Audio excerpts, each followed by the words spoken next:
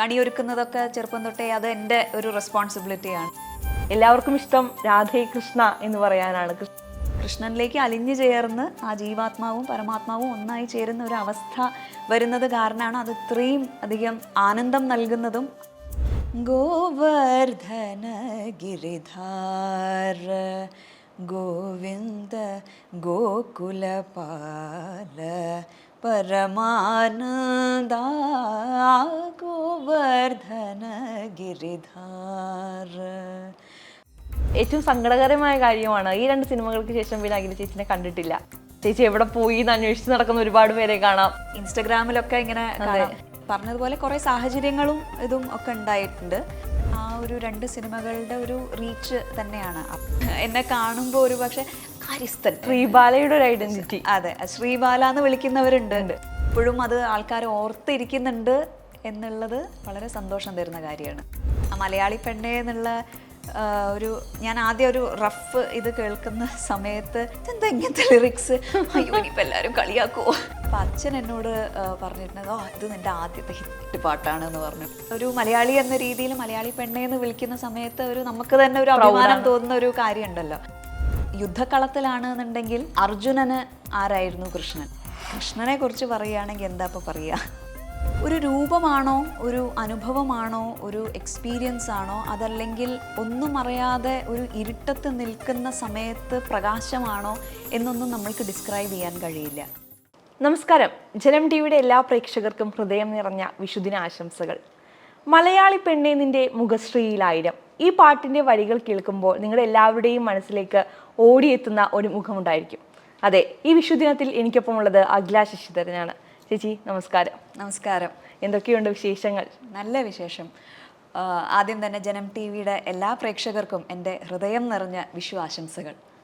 എന്തൊക്കെയാണ് വിഷുവുമായി ബന്ധപ്പെട്ടിട്ടുള്ള വിശേഷങ്ങൾ? എന്തൊക്കെയാണ് വിഷുവുമായി ബന്ധപ്പെട്ടുള്ള ഏതൊരു മലയാളിക്കാണെന്നുണ്ടെങ്കിലും ഉള്ളതുപോലെ തന്നെ പുതുവത്സരമാണ്. അപ്പം നമ്മളുടെ ഇവിടെ ഒരു ന്യൂ ഇയർ ആയിട്ട് ആഘോഷിക്കുന്നത് വിഷു ആണല്ലോ. ജാനുവരി 1-ാം തീയതി എന്ന് പറയുന്നത് നമ്മൾക്ക് ഫങ്ഷണൽ ആയിട്ടുള്ള ഒരു ന്യൂ ഇയർ ആണ്. പക്ഷേ നമ്മളുടെ ഒരു കൾച്ചർ അനുസരിച്ച് നമ്മൾ വിഷു ആണ് പുതുവത്സരം എന്ന്, പ്രത്യേകിച്ച് ഈ മലബാർ ഭാഗത്തേക്ക് നമുക്ക് വളരെ വിശേഷപ്പെട്ടതാണ്.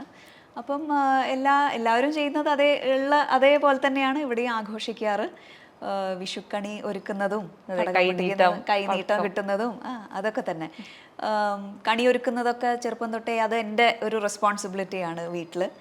അപ്പോൾ ഇതൊക്കെ തന്നെയാണ് വിഷുവിൻ്റെ വിശേഷം. അതെ, നമ്മൾ സിനിമകളെ കുറിച്ച് സംസാരിക്കുകയാണെങ്കിൽ നമുക്കറിയാം ചേച്ചിയുടെ നമ്മളൊരു വഴി നോക്കുകയാണെങ്കിൽ നമുക്കറിയാം തക്കതിമിത്തോം എന്ന് പറയുന്ന റിയാലിറ്റി ഷോയിൽ എത്തുന്നു. പിന്നീട് മഞ്ജു സ്റ്റാർ സിംഗറിൻ്റെ ആങ്കറായിട്ടാണ് മലയാളികൾ ചേച്ചിനെ കാണുന്നത്. അതിനുശേഷം പിന്നെ കാര്യസ്ഥൻ എന്ന സിനിമയിലേക്കാണ്. ആദ്യത്തെ സിനിമ തന്നെ വമ്പൻ ഹിറ്റാണ്. എങ്ങനെയായിരുന്നു ഈ ഒരു മൂവിയിലേക്കുള്ളൊരു സ്വിച്ച്? അല്ലെങ്കിൽ ഒരു ഡാൻസർ എന്ന നിലയിലാണ് ആളുകൾ അറിഞ്ഞു തുടങ്ങുന്നത്, ഇപ്പോൾ ഒരു ആക്ടർ എന്ന നിലയിൽ അറിയുന്നുണ്ട്, ഒപ്പം തന്നെ ഒരു പ്രഭാഷണം നടത്തുന്ന ഒരാളെന്ന നിലയിൽ ആളുകളിലേക്ക് എത്തുന്നു. എങ്ങനെയാണ് ഇതെല്ലാം? സീംലെസ് ആയിട്ടുള്ളൊരു ട്രാൻസിഷൻ ആയിരുന്നു. ഞാനങ്ങനെ പ്രത്യേകിച്ച് പ്ലാൻ ചെയ്തിട്ടോ അങ്ങനെ ട്രാൻസിഷൻസ് ഞാൻ പറയണം. ഞാൻ ഒരു 4 വയസ്സിലാണ് നൃത്തം അഭ്യസിച്ച് തുടങ്ങുന്നത്. ഭരതനാട്യമാണ് അഭ്യസിച്ച് തുടങ്ങിയത്. അപ്പം അങ്ങനെ ഒരു ക്ലാസിക്കൽ ഡാൻസിൻ്റെ ഒരു ബാക്ക്ഗ്രൗണ്ട് ഉണ്ടായിരുന്നു. പറഞ്ഞതുപോലെ തകതിമി എന്ന് പറയുന്ന ഒരു പ്രോഗ്രാമിലൂടെയാണ് ആദ്യം വരുന്നത്. അപ്പം ഒരു നർത്തകി എന്ന രീതിയിലാണ് പ്രേക്ഷകർ ആദ്യമായിട്ട് അറിയുന്നത്. പിന്നീട് ഈ പറഞ്ഞതുപോലെ ആളുകൾ കണ്ട് അത് അംഗീകരിക്കാൻ തുടങ്ങി, റെക്കഗ്നൈസ് ചെയ്യാൻ തുടങ്ങി. അത് കഴിഞ്ഞിട്ട് പിന്നെ ആങ്കറിങ് ചെയ്തു. അങ്ങനെ തന്നെ അതിനോടൊപ്പം അത് ചെയ്യുന്ന ആ ഒരു കാലഘട്ടത്തിൽ തന്നെ ഒരുപാട് അങ്ങനെ സിനിമ ഓഫേഴ്സ് വന്നു തുടങ്ങിയിരുന്നു. പിന്നെ എനിക്ക് അനുകൂലമായ സാഹചര്യങ്ങളും എല്ലാം ഒത്തുചേർന്ന് വന്ന ഒരു സാഹചര്യത്തിലാണ് കാര്യസ്ഥൻ എന്ന് പറയുന്ന സിനിമ സംഭവിക്കുന്നത്. അതൊരു വളരെ പ്രത്യേകതയുള്ളൊരു സിനിമയായിരുന്നു. കാരണം ദിലീപേട്ടൻ്റെ 100ാമത്തെ ചിത്രമായിരുന്നു അത്. ദൈവാധീനം കൊണ്ട് അത് വലിയൊരു ആ വർഷത്തെ ഏറ്റവും വലിയ ഹിറ്റ് ചിത്രങ്ങളിൽ വലിയ സക്സസ് ആയി. അതിലുള്ള പാട്ടുകളും എല്ലാം തന്നെ വളരെയധികം ശ്രദ്ധിക്കപ്പെട്ടു. സിനിമ അന്നും ഒരു സക്സസ് ആയിരുന്നു. തിയേറ്റേഴ്സിലും അതെ. അത് എനിക്ക് തോന്നുന്നു അത് കഴിഞ്ഞിട്ടും അതെ, ടി വിയിലൊക്കെ ഒരുപാട് വന്നിട്ട് ഇപ്പോഴും ചില ആളുകൾ എന്നെ കാണുമ്പോൾ ഒരു പക്ഷെ കാര്യസ്ഥൻ എന്നാണ് പറയാറ്. അഖില എന്നതുപോലും അല്ലാതെ ശ്രീബാലയുടെ ഒരു ഐഡന്റിറ്റി. അതെ, ശ്രീബാല എന്ന് വിളിക്കുന്നവരുണ്ട്. ശ്രീബാലയല്ലേ എന്ന് ചോദിക്കുന്നവരുണ്ട്. അപ്പോൾ അതൊരു ഒരു മൈൽ സ്റ്റോൺ ആയിരുന്നു എൻ്റെ ഒരു ജീവിതത്തിൽ. ആദ്യത്തെ സിനിമ തന്നെ ദിലീപേട്ടനെ പോലൊരു എന്താ പറയുക അത്രയും ജനകീയനായ ഒരു നടൻ്റെ കൂടെയാണ്. ആ ഒരു എക്സ്പീരിയൻസ് എങ്ങനെയാണ് ഉണ്ടായിരുന്നത്? മനോഹരമായിട്ടുള്ള ഒരു എക്സ്പീരിയൻസ് ആയിരുന്നു. കാര്യസ്ഥൻ എന്ന് പറയുന്നത് വലിയൊരു സ്റ്റാർ കാസ്റ്റ് ഉള്ളൊരു മൂവിയായിരുന്നു കാര്യസ്ഥൻ. ഒരുപാട് സീനിയർ ആയിട്ടുള്ള ആക്ടേഴ്സും ഒക്കെ ഉള്ള ഒരു വലിയ ബഡ്ജറ്റിൽ തന്നെ ഉള്ള ഒരു വലിയൊരു മൂവിയായിരുന്നു. മധു സാറിനോടൊപ്പം ഒക്കെ ആദ്യത്തെ സിനിമയിൽ വരാൻ സാധിച്ചു എന്നുള്ളത് എനിക്ക് ഒരു വലിയ ഭാഗ്യമായിട്ടാണ് ഞാൻ കരുതുന്നത്. അപ്പോൾ കാര്യസ്ഥൻ ഓവറോൾ അതിൻ്റെ ടെക്നീഷ്യൻസ് ആയാലും, കാരണം എനിക്കൊരു ഡാൻസറിൻ്റെ ബാക്ക്ഗ്രൗണ്ടും ഒക്കെയാണ്. അപ്പം സിനിമയിലേക്ക് വരുന്നതും സിനിമയിലുള്ള അഭിനയം, ക്യാമറയെ എങ്ങനെ ഫേസ് ചെയ്യണം എന്നുള്ളതൊക്കെ ഒരു വ്യത്യസ്തമാണ്. നമ്മളൊരു സ്റ്റേജിൽ പെർഫോം ചെയ്യുന്നതും ക്യാമറയ്ക്ക് മുൻപിൽ പെർഫോം ചെയ്യുന്നതും തമ്മിൽ വ്യത്യാസമുണ്ട്. അപ്പം അതിനോട് അഡാപ്റ്റ് ചെയ്യാൻ വേണ്ടി സഹായിക്കുന്നത് സത്യം പറഞ്ഞു കഴിഞ്ഞാൽ ടെക്നീഷ്യൻസാണ്. നമ്മളുടെ സിനിമാറ്റോഗ്രാഫേഴ്സ് ആയാലും അതിൽ അണിയറ പ്രവർത്തകരും എല്ലാവരും നമ്മൾക്ക് പറഞ്ഞു തരുന്ന കുറേ ടിപ്സും ഒക്കെയാണ് ശരിക്കും അതിലും സഹായിക്കുന്നത്. അപ്പോൾ ആദ്യത്തെ ആ ഒരു സ്വിച്ചിൽ ശരിക്കും അത് കുറച്ച് ഈസി ആക്കിയത് എനിക്ക് തോന്നുന്നു അങ്ങനെ ഉള്ള ആളുകളായിരിക്കും. അതെ, അവർ പറഞ്ഞു തരുന്ന ഓരോ കാര്യങ്ങളും. സുഖേട്ടനായിരുന്നു അതിൻ്റെ സിനിമാറ്റോഗ്രാഫർ. അപ്പോൾ എനിക്ക് തോന്നുന്നു ഒരുപാട് എനിക്ക് സഹായിച്ചിട്ടുണ്ട് ആ ഒരു കാര്യത്തിൽ, ആ ഒരു സ്വിച്ച് നടത്താനായിട്ട്. അഭിനയം എന്ന് പറയുന്നത് ഒരു അവിഭാജ്യ ഘടകമാണ് നമ്മളുടെ ക്ലാസിക്കൽ നൃത്തരൂപങ്ങളിൽ. എങ്കിലും ഞാൻ ഈ പറഞ്ഞതുപോലെ ക്യാമറയ്ക്ക് മുൻപിൽ ചെയ്യുന്ന സമയത്ത് വരേണ്ട മാറ്റങ്ങളൊക്കെ അവർ പറഞ്ഞു തന്നിട്ടാണ് നമ്മൾക്ക് മനസ്സിലാക്കാൻ കഴിയുന്നത്. ഇപ്പോൾ നമ്മൾ അത് കഴിഞ്ഞിട്ട് കാര്യസ്ഥൻ കഴിഞ്ഞിട്ട് പിന്നീട് തേജാബായി ആൻഡ് ഫാമിലിയാണ്. തേജാബായി ആൻഡ് ഫാമിലി നമുക്ക് തിയേറ്ററുകളിൽ അത്രത്തോളം ഹിറ്റായില്ലെങ്കിലും ആളുകളിലേക്ക് എത്തുമ്പോൾ അത് വളരെയധികം സ്വീകാര്യതയുള്ള ഒരു സിനിമ തന്നെയാണ്. കാരണം ഇന്നും ആളുകൾ ഓർത്തു വെക്കുന്ന ഒരു സിനിമയാണ്. അതിലെ ക്യാരക്ടർ, ഇപ്പോൾ വേദിക എന്ന് പറയുന്ന ക്യാരക്ടർ ആണെങ്കിലും ആളുകൾക്ക് ഇന്നും ഓർക്കാൻ സാധിക്കുന്ന ഒന്നാണ്. എന്താണ് തേജാബായി ആൻഡ് ഫാമിലിയിലെ അനുഭവങ്ങൾ? അതും ഈ പറഞ്ഞതുപോലെ തന്നെ അന്ന് വലിയ രീതിയിൽ അതിനുള്ള ഒരു പ്രൊമോഷനും ഇതും ഒക്കെ ഉണ്ടായിരുന്നതാണ്. ഇന്നും എനിക്ക് തോന്നുന്നു പ്രണയനില എന്ന് പറയുന്ന ഒരു പാട്ട് വളരെയധികം പോപ്പുലറാണ്. ഇന്നും ഇപ്പം ഇൻസ്റ്റഗ്രാമിലൊക്കെ ഇങ്ങനെ കാണാം. ഇൻഫാക്ട് ഷാനുക്ക് കുറച്ച് മുൻപ് എനിക്കൊരു മെസ്സേജ് അയച്ചിരുന്നു, ഇത് ഇപ്പം വലിയ ട്രെൻഡിങ് ആവുന്നുണ്ട് എന്ന് പറഞ്ഞിട്ട് ഒരു മെസ്സേജ് അയച്ചിരുന്നു. അപ്പം അത് കാണുമ്പോൾ വളരെയധികം സന്തോഷം. ഒരുപാട് റീൽസും ഒക്കെ ആയിട്ട് ഇപ്പോഴും അത് ആൾക്കാർ ഓർത്തിരിക്കുന്നുണ്ട് എന്നുള്ളത് വളരെ സന്തോഷം തരുന്ന കാര്യമാണ്. ഇപ്പോൾ നമ്മൾ കാര്യസ്ഥനിൽ ദിലീപേട്ടനാണെങ്കിൽ തേജാബായി ആൻഡ് ഫാമിലി പൃഥ്വിരാജാണ്. അഭിനയിച്ച 2 സിനിമകളിലും 2 സ്റ്റാർ കാസ്റ്റുകളുടെ ഒപ്പമാണ്. അത് ശരിക്കും ഒരു വലിയൊരു ഭാഗ്യമായിട്ട് അതിനെ കാണുന്നില്ലേ? തീർച്ചയായിട്ടും അഭിനയിച്ച 2 സിനിമകളും നോട്ട് ചെയ്യപ്പെട്ടു എന്നുള്ളത് തീർച്ചയായിട്ടും ഭാഗ്യമുള്ള കാര്യമാണ്. ഇപ്പോഴും അത് ഓർത്ത് വെക്കുന്നു എന്നും ആളുകൾ ഇന്നും അതിനെക്കുറിച്ച് നമ്മളോട് വന്ന് സംസാരിക്കാറുമുണ്ട്. അതിന്നും ടി വിയിലാണ് എന്നുണ്ടെങ്കിലും എല്ലാം തന്നെ ഒരുപാട് വ്യൂ ചെയ്യപ്പെടുന്ന 2 സിനിമകളാണ് എന്നുള്ളത് സന്തോഷമുള്ളത്. തീർച്ചയായിട്ടും. ഇപ്പോൾ നമ്മൾ കാര്യസ്ഥനിൽ നമ്മുടെ ഇപ്പോൾ ഞാൻ ഇൻട്രൊഡക്ഷനിൽ പറഞ്ഞതുപോലെ മലയാളി പെണ്ണ് എന്നതിൻ്റെ മുഖശ്രീയിലായാലും ഈ മലയാളികളുടെ ഒരു സ്ത്രീ സങ്കല്പമാണ്, അല്ലെങ്കിൽ ഒരു സൗന്ദര്യ സങ്കല്പമുണ്ട്. ശരിക്കും പറഞ്ഞാൽ അതിൻ്റെ ഒരു അടയാളമായി ഈ ശ്രീബാല എന്ന കഥാപാത്രം മാറിയതായി തോന്നിയിട്ടില്ലേ? ആ ഒരു പാട്ട് മലയാളി പെണ്ണേ എന്നുള്ള ഒരു ഞാൻ ആദ്യം ഒരു റഫ് ഇത് കേൾക്കുന്ന സമയത്ത് ഞാൻ വിചാരിച്ചിട്ടുണ്ട്, ഇതെന്താ ഇങ്ങനത്തെ ലിറിക്സ്, അയ്യോ ഇനിയിപ്പോൾ എല്ലാവരും കളിയാക്കുമോ എന്നൊക്കെ ആയിരുന്നു ആദ്യത്തേത്. അപ്പോൾ അച്ഛൻ ഉണ്ടായിരുന്നു അന്ന് എൻ്റെ കൂടെ. അപ്പോൾ അച്ഛൻ എന്നോട് പറഞ്ഞിട്ടുണ്ട്, ഇത് നിൻ്റെ ആദ്യത്തെ ഹിറ്റ് പാട്ടാണ് എന്ന് പറഞ്ഞു. അപ്പോൾ എനിക്ക് അന്ന് ആദ്യം കേട്ട സമയത്ത് എനിക്ക് അറിയില്ലായിരുന്നു ഇതിൻ്റെ ഒരു റീച്ച് എന്തായിരിക്കും എന്നുള്ളത്. പിന്നീട് അത് ഇപ്പം നമ്മൾ വിഷു സമയത്താണ് സംസാരിച്ചുകൊണ്ടിരിക്കുന്നത്. അന്ന് അതൊരു ഓണത്തിനാണ് തോന്നുന്നു ഷൂട്ടിംഗ് നടന്നത്. അപ്പോൾ അത് ഒരു ഫെസ്റ്റീവ് മോഡിൽ തന്നെ ഷൂട്ട് ചെയ്യപ്പെട്ട ഒരു പാട്ടാണ്.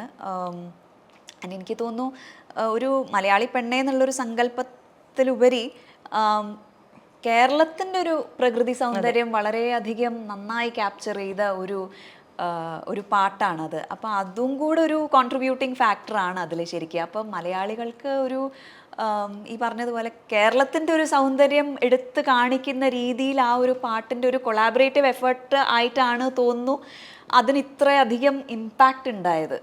പിന്നെ ഓഫ് കോഴ്സ് ആ ഒരു നമ്മൾ ഒരു മലയാളി എന്ന രീതിയിൽ മലയാളി പെണ്ണേന്ന് വിളിക്കുന്ന സമയത്ത് ഒരു നമുക്ക് തന്നെ ഒരു അഭിമാനം തോന്നുന്ന ഒരു കാര്യമുണ്ടല്ലോ, ആ ഒരു ടാഗ് കിട്ടുക എന്നുള്ളത്. അപ്പോൾ അത് വളരെ സന്തോഷമുള്ള കാര്യം. പക്ഷേ ഏറ്റവും സങ്കടകരമായ കാര്യമാണ് ഈ 2 സിനിമകൾക്ക് ശേഷം പിന്നെ അഖില ചേച്ചിനെ കണ്ടിട്ടില്ല.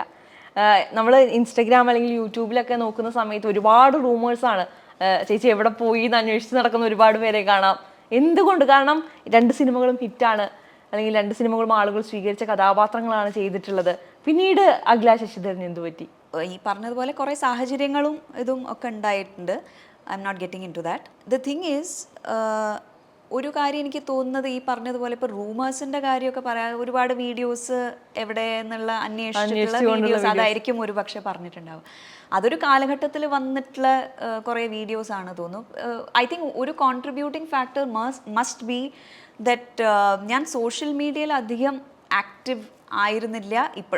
ഇപ്പോഴും ആക്റ്റീവ് അല്ല, പക്ഷേ അക്കൗണ്ട്സ് ഉണ്ട്. ഇപ്പം കുറച്ച് മുൻപാണ് തുടങ്ങിയതും അല്ലെങ്കിൽ അതിൽ കുറച്ച് പോസ്റ്റ് ചെയ്യാനും ഇതൊക്കെ തുടങ്ങിയത്. ഞാൻ കുറേ വർഷം ബോംബെയിലായിരുന്നു, ഒരു 5-5.5 വർഷത്തോളം ബോംബെയിലുണ്ടായിരുന്നു. അപ്പം അവിടുന്നാണ് ഞാൻ കഥക്ക് പഠിക്കുന്നത്. അപ്പം കഥക്ക് പഠിച്ചു. എനിക്ക് വളരെ ചെറുപ്പം തൊട്ടേ ഉള്ള ഒരു ആഗ്രഹമായിരുന്നു കഥക്ക് പഠിക്കണം. ഞാൻ ഭരതനാട്യം ഡാൻസറാണ്, പക്ഷേ ഒരു ഫാസിനേഷൻ ആയിരുന്നു എപ്പോഴും കഥക്ക് എന്ന് പറയുന്നത്. അപ്പം അങ്ങനെ പ്രോപ്പർ ഗുരുവിൻ്റെ അടുത്ത് തന്നെ പോയി പ്രോപ്പറായിട്ട് ട്രഡീഷണൽ രീതിയിൽ തന്നെ പഠിച്ചു. അത് പിന്നീട് പെർഫോം ചെയ്യാനും തുടങ്ങി.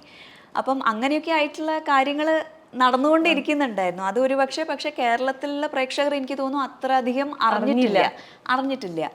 അപ്പം ആ ഒരു ഫാക്ടർ ഉണ്ട്. അതായിരിക്കാം ഒരുപക്ഷെ എവിടെ പോയി. പിന്നെ സെൻസേഷണലൈസ് ചെയ്യുന്ന ഒരു കാര്യം, അത് ഒരു ചെറുതായിട്ടുള്ളൊരു സ്പാർക്ക് വന്നു കഴിഞ്ഞാൽ പിന്നെ അത് ആളിക്കത്തുന്ന ഒരു ഇതുണ്ടല്ലോ. അപ്പം ആ ഒരു സ്വഭാവം സോഷ്യൽ മീഡിയയ്ക്ക് ഉണ്ട്. അപ്പം അങ്ങനെ സെൻസേഷണലൈസ് ചെയ്യപ്പെട്ട ഒരു വാർത്തയായിരിക്കാം ശില്പ പറഞ്ഞ ആ ഒരു കാര്യം. പക്ഷെ ഇങ്ങനെയുള്ള കാര്യങ്ങൾ എൻ്റെ കലാപരമായിട്ടുള്ള ജീവിതം അങ്ങനെ നടന്നുകൊണ്ടിരുന്നിട്ടുണ്ട്. അത് പുറത്ത് വന്നിട്ടുമുണ്ട്. പക്ഷെ ഞാനായിട്ട് ഒരു പക്ഷേ പോസ്റ്റ് ചെയ്തിട്ടോ ഒന്നും ഇല്ല. കാരണം സോഷ്യൽ മീഡിയയിൽ കുറച്ച് കുറവാണ്, അത്ര അധികം ആക്റ്റീവ് അല്ല ഞാൻ. കാരണം നമ്മൾ ഈ വീഡിയോ ഇപ്പോൾ പറഞ്ഞ വീഡിയോകളുടെ താഴെ പോയി നോക്കുമ്പോൾ അതിനിടയിലുള്ള കമന്റുകളുണ്ട്. ഇപ്പോൾ 1 വർഷം മുൻപേ ആണെങ്കിൽ ചേച്ചി യൂട്യൂബ് ചാനൽ തുടങ്ങിയ സമയത്ത് യൂട്യൂബ് ചാനലിലുണ്ട്, അതിൽ ഡാൻസിന്റെ വീഡിയോസ് ഉണ്ട്, പാട്ട് പാടുന്നുണ്ട് എന്ന് പറയുന്നവരെയും കാണാം. അപ്പോൾ ഈ 2 സിനിമകൾ മാത്രമേ ഉള്ളൂ എങ്കിലും മലയാളികൾക്ക് അത്രത്തോളം ഓർമ്മയുണ്ട് എന്നുള്ളതാണ്. കാരണം എത്രയോ നടിമാർ വന്നു പോകുന്ന ഒരു ഇൻഡസ്ട്രിയാണ് മലയാള സിനിമ ഇൻഡസ്ട്രി എന്ന് പറയുന്നത്. പക്ഷെ അവിടെ ഓർത്തു വെക്കപ്പെടുക എന്ന് പറയുന്നത് അത് നമ്മൾ വെക്കുന്നൊരു മാർക്കാണ്. ആ മാർക്ക് വെക്കാൻ സാധിച്ചു എന്നുള്ളതാണ് സന്തോഷം. അതെ, അത് ഈ പറഞ്ഞതുപോലെ ആ ഒരു 2 സിനിമകളുടെ ഒരു റീച്ച് തന്നെയാണ്. അത് സിനിമ എന്ന് പറയുന്നത് ഒരാളുടെ ഒരു എഫേർട്ട് അല്ലല്ലോ, അത് ഒരു വലിയ ടീമിൻ്റെ എഫേർട്ടാണ്. അപ്പം ആ ചെയ്ത 2 സിനിമകൾക്ക് അങ്ങനെ ഒരു റീച്ച്, അതും ആ സമയത്ത് മാത്രമുള്ള റീച്ചല്ല, പക്ഷേ over long period of time അതിന് സസ്റ്റെയിൻ ചെയ്യാൻ കഴിഞ്ഞു എന്നുള്ളത് വളരെ ചുരുക്കം.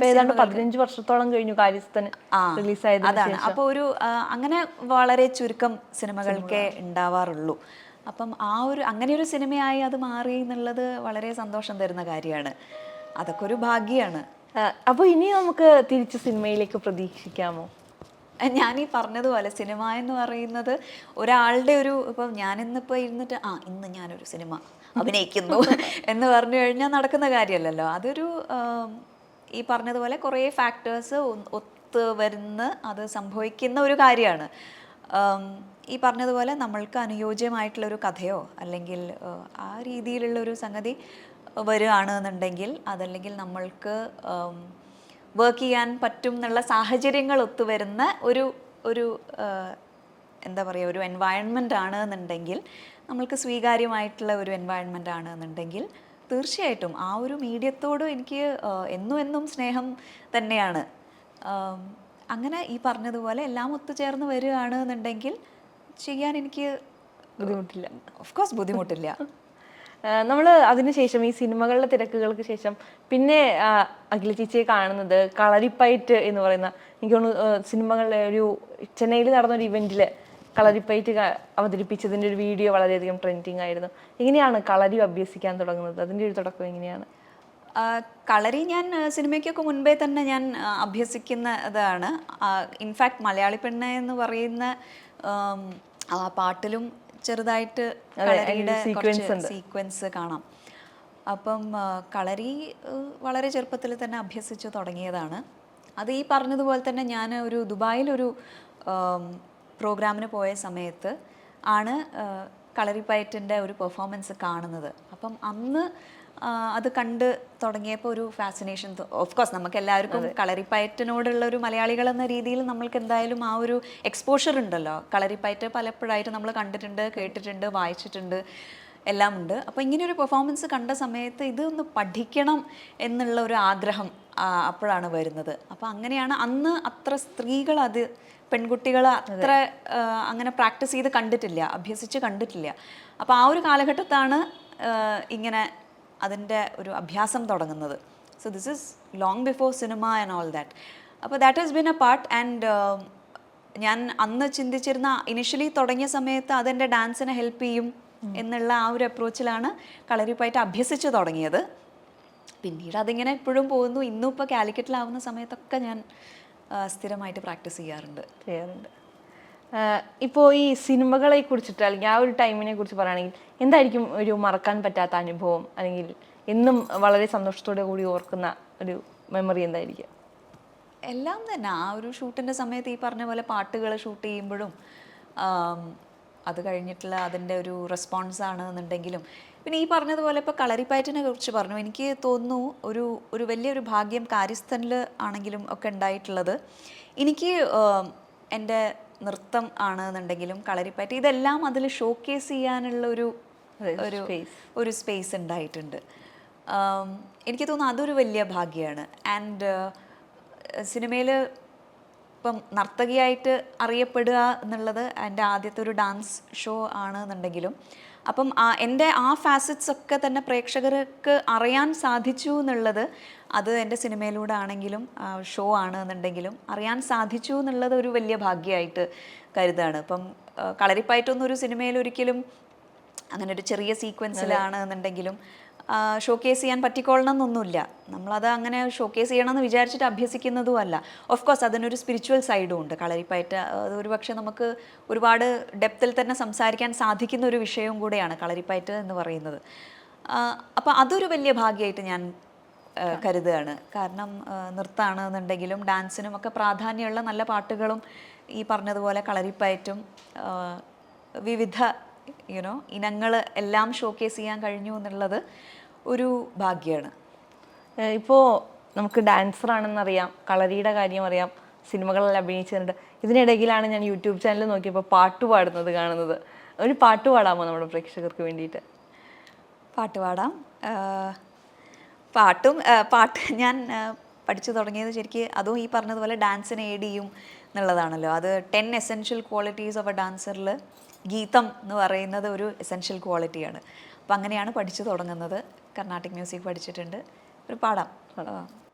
ആപ്കീ നസറോं ने समझा प्यार के काबिल मुझे दिल की ए धड़कन ठहर जा मिल गई मंजिल मुझे आपकी नजरों ने समझा जी हमें मंजूर है आपका ये फैसला जी हमें मंजूर है आपका ये फैसला कह रही है हर नजर बंदा पर शुक्रिया हंस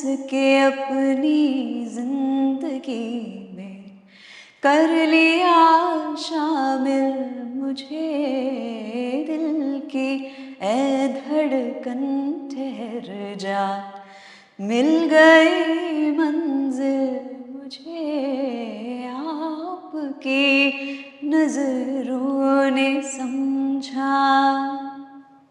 താങ്ക് യു. അടിപൊളിയായിട്ട് പാടി. Thank you. ചേച്ചിയുടെ ഒരു എന്താ പറയുക ഒരു പ്രഭാഷണം ഞാൻ കേട്ടിട്ടുണ്ടായിരുന്നു. ചേച്ചി ഒരു ആധ്യാത്മിക പ്രഭാഷകയാണെന്ന് വൈകിട്ടാണ് ഞാൻ അറിയുന്നത്. പക്ഷെ അതിൽ എനിക്ക് വല്ലാണ്ട് അത്ഭുതം തോന്നാതിരുന്നത്, ഞാൻ അതിന് മുൻപ് ഇന്ത്യൻ എക്സ്പ്രസ്സിൽ വന്നൊരു ആർട്ടിക്കിൾ വായിച്ചിട്ടുണ്ടായിരുന്നു. അതിൽ ഒരു ചേച്ചി പറയുന്നുണ്ട് ആ ആർട്ടിക്കിളിൽ, പുസ്തകങ്ങൾ വായിക്കാൻ ഒരുപാട് ഇഷ്ടമായിരുന്നു. ആ സമയത്ത് ഫിക്ഷണൽ അല്ലെങ്കിൽ പോയട്രി വായിക്കുന്നതിന് പകരം സ്പിരിച്വൽ പുസ്തകങ്ങൾ വായിച്ചിരുന്ന ഒരു അഖിലയെ കുറിച്ച് ആ ആർട്ടിക്കിളിൽ ഞാൻ വായിച്ചു. എനിക്ക് തോന്നുന്നു ഒരു പുസ്തകത്തെ കുറിച്ചിട്ട് തന്നെയാണ് ആർട്ടിക്കിൾ പറഞ്ഞു വെക്കുന്നത്.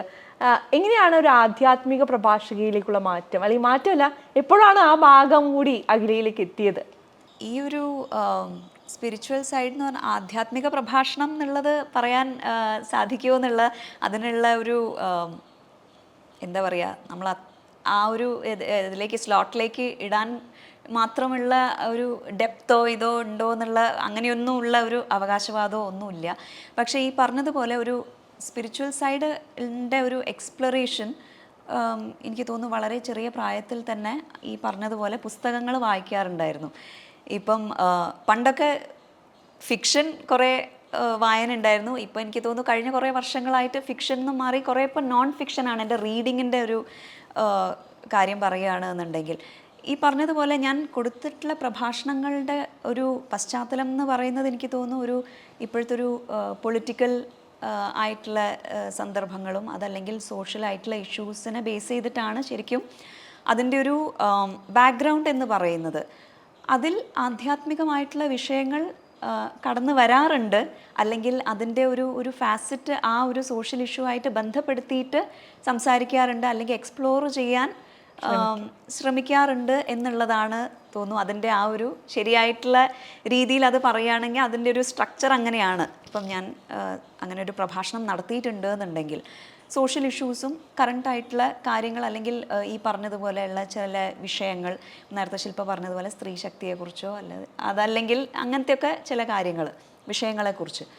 അപ്പം എക്സ്പ്ലോറേഷൻ എങ്ങനെ തുടങ്ങി എന്നുള്ളത് ഈ പറഞ്ഞതുപോലെ പുസ്തകങ്ങളിലൂടെയും പിന്നെ നമ്മളുടെ ക്ലാസിക്കൽ ഡാൻസിൻ്റെ ട്രെയിനിങ് വളരെ ചെറിയ പ്രായത്തിൽ തന്നെ തുടങ്ങിയത് കാരണം ഈ പറഞ്ഞതുപോലെ ഭാരതീയ നമ്മളുടെ ശാസ്ത്രീയമായിട്ടുള്ള കലാരൂപങ്ങൾ നമ്മൾ അഭ്യസിക്കുന്ന സമയത്ത് ഇതെല്ലാം അതിൻ്റെ ഭാഗമാണ്. അപ്പോൾ നമ്മൾ ഒരുപാട് ബുക്സ് എക്സ്പ്ലോർ ചെയ്യും. നമ്മളുടെ മിഥോളജി ആണെന്നുണ്ടെങ്കിലും പുരാണങ്ങളുടെ കാര്യങ്ങളാണെന്നുണ്ടെങ്കിലും അതല്ലെങ്കിൽ തന്നെ ഡെപ്തിൽ നമ്മൾ പറയല്ലോ ഈ ഏറ്റവും റിഗറസ് ആയിട്ടുള്ള മൂവ്മെൻറ്റിലാണ് ശരിക്കും നമ്മൾ സ്റ്റിൽനെസ് കണ്ടെത്തുന്നത് അല്ലേ. ഒരു നമ്മളുടെ ഒരു ഫിലോസഫി പ്രകാരം സ്റ്റിൽനെസ്സിൽ നിന്നാണ് മൂവ്മെൻറ്റ് ഉത്ഭവിച്ചത് അല്ലേ. ശിവ ആൻഡ് ശക്തി, അത് സ്റ്റില്ലായിട്ടുള്ള വാട്ടേഴ്സിൽ എങ്ങനെയാണോ റിപ്പിൾസ് ഉണ്ടാവുന്നത് അതാണ് ശിവനും ശക്തിയും എന്ന് വേണമെങ്കിൽ നമ്മൾക്ക് സിംബോളിക്കായിട്ടോ ഒക്കെ പറയാം. അപ്പം അങ്ങനെ ഈ പറഞ്ഞതുപോലെ ഈ ഒരു അഭ്യാസത്തിലൂടെയാണ് അതിലേക്കുള്ള ഒരു കാൽവെപ്പ്, അത് സീംലെസ് ആയിട്ട് നടക്കുന്ന ഒരു പ്രക്രിയയാണ്. അത് എനിക്ക് തോന്നുന്നു ഏതൊരു ആളാണെന്നുണ്ടെങ്കിലും ഇങ്ങനെ ക്ലാസിക്കലായിട്ടുള്ള ആർട്ട് ഫോംസിലുള്ള ഒരു ട്രെയിനിങ്ങിന് നമ്മൾ ചെറിയ പ്രായത്തിൽ തന്നെ അതിലേക്കൊരു കാൽവെപ്പ് നടത്തിയിട്ടുണ്ട് എന്നുണ്ടെങ്കിൽ ഈ ഒരു സൈഡ് ഒരു അനിവാര്യമാണ്, അത് സംഭവിച്ചിരിക്കും. പിന്നീട് ഓഫ് കോഴ്സ് അതിൽ തന്നെ നമ്മൾ ഡെപ്തിൽ പഠിക്കുന്ന സമയത്ത് നമ്മൾ വേറെ പുസ്തകങ്ങൾ എക്സ്പ്ലോർ ചെയ്യും. പിന്നെ ഞാൻ കുറേ കാലം ഗൾഫിലാണ് പഠിച്ചിട്ടുള്ളത്. അത് കഴിഞ്ഞ് പിന്നെ നാട്ടിൽ വന്നിട്ട് ഭാരതീയ വിദ്യാഭവനിൽ ഞാൻ പഠിച്ചിട്ടുണ്ട് കുറേ വർഷം. എനിക്ക് തോന്നുന്നു ആ ഒരു പഠനകാലവും വളരെ അധികം ഷേപ്പ് ചെയ്ത ഒരു കാലഘട്ടമാണ്. കാരണം അവിടെ ഭവൻസിലാണെന്നുണ്ടെങ്കിൽ ഒരു സെക്ഷൻ ഉണ്ട് സ്പിരിച്വൽ ബുക്സിൻ്റെ, ഭവൻസ് പബ്ലിക്കേഷൻസിൻ്റെ കുറേ ഇങ്ങനത്തെ പുസ്തകങ്ങളുണ്ട്. അപ്പോൾ ആ കാലഘട്ടത്തിൽ ലൈബ്രറിയിൽ പോയിട്ട് ആ പുസ്തകങ്ങളെല്ലാം എടുത്ത് വായിച്ച് ഏകദേശം എനിക്ക് തോന്നുന്നു അവിടെയുള്ള ആ പുസ്തകങ്ങൾ മുഴുവൻ ഒരു സ്പിരിച്വൽ ബുക്സ് ഉള്ള ഒരു സൈഡ് ഉണ്ടായിരുന്നു. അപ്പോൾ ലൈബ്രറിയിലുള്ള ആ പുസ്തകങ്ങളൊക്കെ ആ കാലഘട്ടത്തിൽ വായിച്ചു തീർത്തിട്ടുണ്ട്. പിന്നെ ഈ പറഞ്ഞതുപോലെ അതിങ്ങനെ നമ്മൾ ഓരോ കാര്യങ്ങൾ അഭ്യസിക്കും തോറും ഇങ്ങനെ ഒരു സൈഡ് നമ്മൾ എക്സ്പ്ലോർ ചെയ്ത് പിന്നെ വേറെ തലങ്ങളിലേക്ക് പോവും. പിന്നെ കളരിപ്പയറ്റിൻ്റെ അഭ്യാസം ഈ പറഞ്ഞതുപോലെ, കാരണം തന്ത്രവിദ്യയിലും യോഗശാസ്ത്രത്തിലും തന്ത്രശാസ്ത്രത്തിലും ഒക്കെ അടിസ്ഥാനം കൊള്ളുന്ന ഒരു കലാരൂപമാണ് കളരിപ്പയറ്റ്. കളരിപ്പയറ്റ് എന്ന് ആദ്യം നമ്മൾക്ക് ചിന്തിക്കുന്ന സമയത്ത് ഒരുപക്ഷെ ആയോധന കല അതല്ലെങ്കിൽ വാൾപ്പയറ്റ് ഇതൊക്കെ മാത്രമാണ് ഒരു ഫൈറ്റിംഗ് മോഡ് ആണ് എന്ന് മാത്രമാണ് നമ്മൾ ചിന്തിക്കാറ്. പക്ഷെ അതങ്ങനെയല്ല. അതിന് ഒരു വളരെയധികം ഡെപ്തിലുള്ള ഒരു സ്പിരിച്വൽ സൈഡും കൂടെ ഉണ്ട്.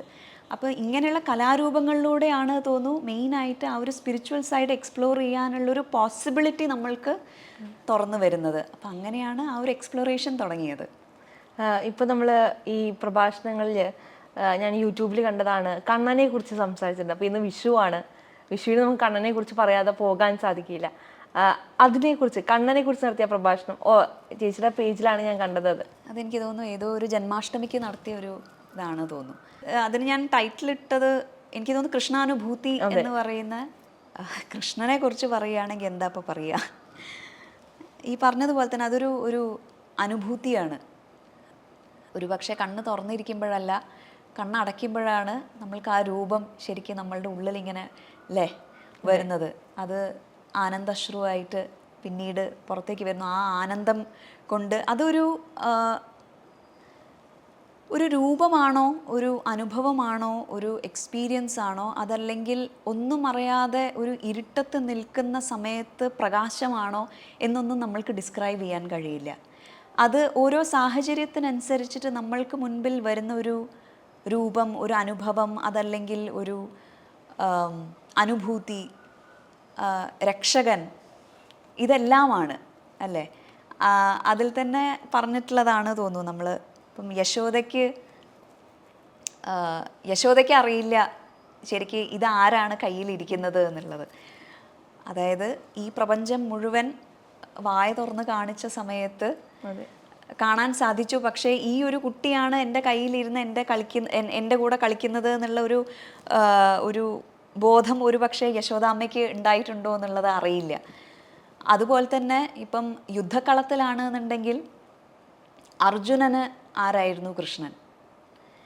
ഏറ്റവും നല്ല രീതിയിൽ കർമ്മം ചെയ്യണം, നമ്മളുടെ ധർമ്മം അനുഷ്ഠിക്കണം എന്ന് പറഞ്ഞു കൊടുക്കുന്ന, എന്നാൽ ഞാനിതെല്ലാം ഗീതയിൽ ഭഗവത്ഗീത മുഴുവൻ നിനക്ക് പറഞ്ഞു തന്നു, ഇനി നീ നിൻ്റെ യുക്തി അനുസരിച്ചിട്ട് എന്താണ് ചെയ്യേണ്ടത് എന്നുള്ളത് തീരുമാനിക്കൂ എന്ന് പറഞ്ഞു കൊടുക്കുന്ന ആ അൾട്ടിമേറ്റ് സ്വാതന്ത്ര്യം നൽകുന്ന കൃഷ്ണൻ.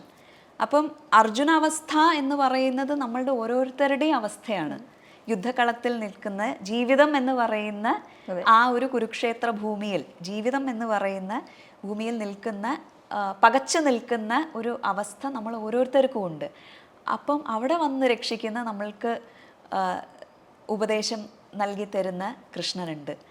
അപ്പോൾ അങ്ങനെ അതല്ലെങ്കിൽ മാധവാചാര്യരുടെ വാക്കുകളിലാണെങ്കിൽ ആ ഒരു മന്ദസ്മിതം കണ്ട് മോക്ഷത്തെ പ്രാപിക്കാൻ സാധിക്കുന്ന ഒരു കൃഷ്ണൻ, അങ്ങനെ എത്രയോ രീതിയിലാണ് വർണ്ണിച്ചിരിക്കുന്നത് കൃഷ്ണനെ. അപ്പം ഇതിൽ ഏതെങ്കിലും ഒന്നാണോ എന്ന് ചോദിച്ചു കഴിഞ്ഞാൽ അല്ല. പല അവസ്ഥകളിൽ, മനുഷ്യൻ്റെ പല അവസ്ഥകളിൽ പല എക്സ്പീരിയൻസസ് ആയിട്ട് വരുന്ന ഒരു അനുഭവമാണ് കൃഷ്ണൻ. ശരിയാണ്. കൃഷ്ണനെ നമ്മൾ ഓർക്കുമ്പോൾ നമുക്കൊരു കൂട്ടുകാരനായിട്ട് നമുക്ക് തോന്നാം. അല്ലെങ്കിൽ പലർക്കും ഉണ്ണിയാണ് കണ്ണൻ. അതല്ലെങ്കിൽ നമുക്കൊരു ഉപദേശിക്കുന്ന, അല്ലെങ്കിൽ നമ്മുടെ നല്ലൊരു കൂട്ടുകാരൻ, അല്ലെങ്കിൽ ഒരു ജ്യേഷ്ഠനെ പോലെ എല്ലാ വികാരങ്ങളിലും കണ്ണനെ നമുക്ക് കാണാൻ സാധിക്കുമെന്നുള്ളതാണ്. അതുപോലെ തന്നെയാണ് കണ്ണൻ്റെയും രാധയുടെയും പ്രണയം. എനിക്ക് തോന്നുന്നു നമ്മൾ ഏറ്റവും കൂടുതൽ ആഘോഷിക്കുന്നൊരു പ്രണയങ്ങളിൽ ഒന്നാണ് കൃഷ്ണനും രാധയും എന്ന് പറയുന്നത്. നമ്മുടെ ഒരു സിനിമയിൽ വജ്രാവു മസ്താനിൽ അതിൽ പറയുന്നുണ്ട്, കണ്ണൻ്റെ ഭാര്യയായിരിക്കാത്ത രാധയെയാണ് എല്ലാവരും ആഘോഷിക്കുന്നത്. എന്തുകൊണ്ടും രുക്മിണി പറയുകയാണ് അത്രേ കണ്ണനോട്, അങ്ങയുടെ ഭാര്യയാകാതെ അങ്ങയുടെ കാമുകിയായാൽ മതിയായിരുന്നു. കാരണം എല്ലാവർക്കും ഇഷ്ടം രാധേ കൃഷ്ണ എന്ന് പറയാനാണ്. കൃഷ്ണനെ രാധയ്ക്കൊപ്പമാണ് ചേർത്ത് നിർത്തുന്നതെന്ന് ഒരു പരാതി പോലെ രുക്മിണി പറഞ്ഞു വെക്കുന്നത് ആ സിനിമയിൽ പറയുന്നുണ്ട്. ശരിക്കും പറഞ്ഞു കഴിഞ്ഞാൽ രാധ എന്ന് പറയുന്നത് കണ്ണന്റെ കാമുകിയാണോ എന്ന് ചില സമയത്ത് നമുക്ക് തോന്നിപ്പോകാറില്ലേ? അത് എനിക്ക് തോന്നുന്നു കുറച്ച് ഡെപ്തിൽ എക്സ്പ്ലോർ ചെയ്യേണ്ട ഒരു കോൺസെപ്റ്റാണ് രാധാകൃഷ്ണ എന്ന് പറയുന്നത്. എനിക്ക് തോന്നുന്നു ഒരു വാക്കിൽ പറഞ്ഞു പോകാൻ സാധിക്കാത്ത ഒരു കാര്യം, കാരണം അതിനൊരു സ്പിരിച്വൽ ഡെപ്ത് ഉള്ളൊരു കാര്യമാണ്. ഈ പറഞ്ഞതുപോലെ അലിഞ്ഞു ചേരുന്ന ഒരു കോൺസെപ്റ്റ് ഉണ്ടല്ലോ, അതിപ്പം ജീവാത്മാവും പരമാത്മാവും തമ്മിൽ ഒന്നിക്കുന്ന ഞാൻ വളരെ സൂപ്പർഫിഷ്യലായിട്ട് പറയുകയാണ്. അങ്ങനെ ഒരു കോൺസെപ്റ്റും കൂടെ വരുന്ന ഒരു സമയത്ത് ഏതൊരു കാര്യത്തിലും ഇപ്പോൾ നമ്മളുടെ ഒരു ലക്ഷ്യം എന്ന് നമ്മൾ പറയുന്നത് അതാണല്ലോ. അതായത് ജീവാത്മാവായ നമ്മൾ നമ്മളുടെ തന്നെ നമ്മളൊരു അംശമാണ് പരമാത്മാവിൻ്റെ. അപ്പം അതിലേക്ക് അലിഞ്ഞു ചേരുക അല്ലെങ്കിൽ ഒന്നായി തീരുക, അത് പല രീതികളിൽ പറഞ്ഞിട്ടുണ്ട്. ഈ ഒരു കോൺസെപ്റ്റ് വെച്ചിട്ടുള്ള കാര്യമാണ്. So both are not different, both are one and the same. അപ്പം കൃഷ്ണൻ തന്നെയാണ് രാധ, രാധ തന്നെയാണ് കൃഷ്ണൻ എന്നുള്ളൊരു അവസ്ഥ വരുന്ന സമയത്ത് it is not possible to see them as different. അപ്പം വളരെ ഒരു സെൻറ്റൻസിൽ പറയുകയാണെന്നുണ്ടെങ്കിൽ രണ്ടുപേരും ഒന്ന് തന്നെയാണ് എന്നുള്ള ഒരു കാര്യം. ഇപ്പം നമ്മൾ ശിവശക്തി എന്ന് പറയുന്ന അതേ ഒരു കോൺസെപ്റ്റ് തന്നെ, രണ്ട് രൂപങ്ങൾ മാത്രമായിട്ടുള്ള, രണ്ടും ഒന്ന് തന്നെയാണ്, രണ്ടും ഒന്നിൽ തന്നെ അലിഞ്ഞു ചേരുന്ന രണ്ട് കോൺസെപ്റ്റ്സാണ്. നമ്മളത് വേറെ ആയിട്ട് കാണുന്നു എന്നുള്ളത്, ഒരു മാസ്കുലിനും ഫെമിലിനും ആയിട്ട് കാണുന്നു എന്നുള്ളത്. ഇപ്പോൾ ഒരു മനുഷ്യരുടെ പ്രണയമാണ് എന്നുണ്ടെങ്കിലും അവിടെ എവിടെയോ ഒരു അലിഞ്ഞു ചേർന്ന് ഒന്നായി തീരുന്ന ഒരു അവസ്ഥയിലാണല്ലോ അത് ഒരു പരമാനന്ദമായി മാറുന്നത്. അപ്പം എനിക്ക് തോന്നുന്നു ആ ഒരു കോൺസെപ്റ്റാണ് ശരിക്കും രാധാകൃഷ്ണ എന്ന് പറയുന്നതും. അതായത് കൃഷ്ണനിലേക്ക് അലിഞ്ഞു ചേർന്ന് ആ ജീവാത്മാവും പരമാത്മാവും ഒന്നായി ചേരുന്ന ഒരു അവസ്ഥ വരുന്നത് കാരണമാണ് അത് ഇത്രയും അധികം ആനന്ദം നൽകുന്നതും അതിനെക്കുറിച്ച് ചിന്തിക്കുന്ന നമ്മൾക്കും അതെ, അത് ഏതോ ഒരു ലോകത്തേക്ക് ട്രാൻസ്പോർട്ട് ചെയ്യുന്ന ആ ഒരു ഫീല് വരുത്തുന്നതും. കണ്ണനെ കുറിച്ച് ഇത്രയും പറഞ്ഞ സ്ഥിതിക്ക് നമുക്ക് കണ്ണന് വേണ്ടി ഒരു പാട്ടായാലോ? ഗോവർദ്ധന ഗിരിധാര ഗോവിന്ദ ഗോകുലപാല പരമാനന്ദ ഗോവർദ്ധന ഗിരിധാര ഗോവിന്ദ ഗോകുലപാലക പരമാനന്ദ ഗോവർദ്ധന ഗിരിധാര ഗോവിന്ദ. ശ്രീവത്സാങ്കിത ശ്രീകൗസ്തുഭധര ശ്രീവത്സാങ്കിത ശ്രീകൗസ്തുഭധര ശ്രീവത്സാങ്കിത ശ്രീകൗസ്തുഭധര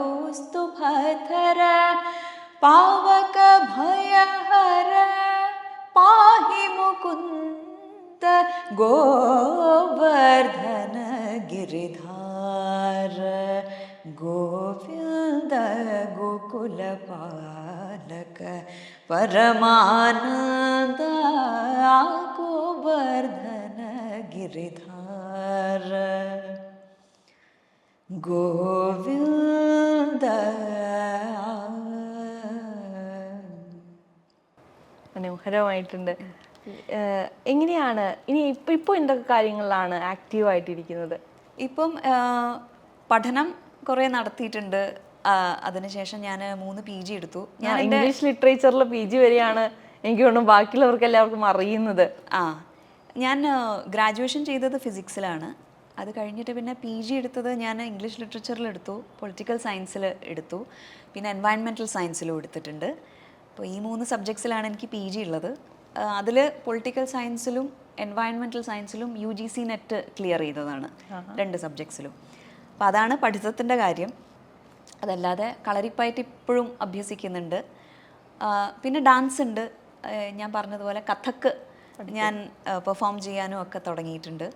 അപ്പം ആ രീതിയിൽ ഭരതനാട്യം ഇതുകൊണ്ട് പിന്നെ എൻ്റെ ഒരു പ്രൊഡക്ഷൻ ഞാനിപ്പോൾ പ്ലാൻ ചെയ്യുന്നുണ്ട്. എൻ്റെ ഒരു ഡിവൈൻ ഫെമിനിൻ കോൺസെപ്റ്റിൽ തന്നെയാണ്. അപ്പോൾ ആ ഒരു സംഗതി, എൻ്റെ കൊറിയോഗ്രഫി ആ ഒരു രീതിയിൽ ഡാൻസിൻ്റെ കാര്യത്തിൽ നൃത്തം, ക്ലാസിക്കൽ ഡാൻസ് അത് നടക്കുന്നുണ്ട്. സിനിമാ മേഖലയിലുള്ളവരുമായിട്ടുള്ളൊരു റിലേഷനൊക്കെ ഇപ്പം എങ്ങനെയാണ്? അത്ര ആക്റ്റീവായിട്ടുള്ളൊരു റിലേഷൻ അങ്ങനെ ഇപ്പോൾ പറയാൻ പറ്റില്ല. ചിലരായിട്ട് സംസാരിക്കാറുണ്ട്, അതുണ്ട്.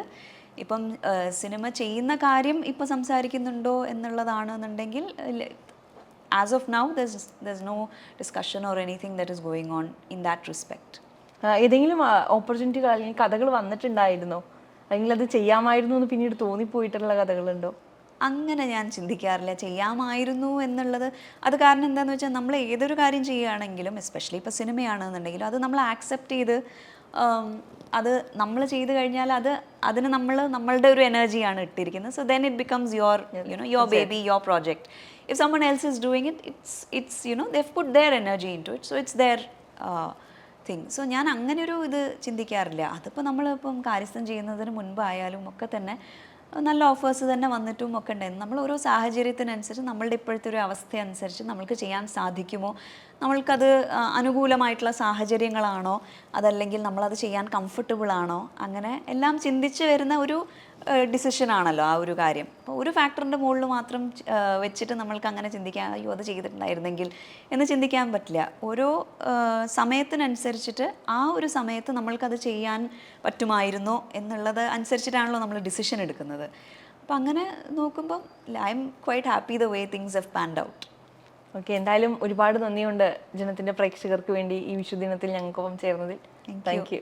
സന്തോഷം. Thank you. എല്ലാവർക്കും ഒരിക്കൽ കൂടി വിഷുദിന ആശംസകൾ.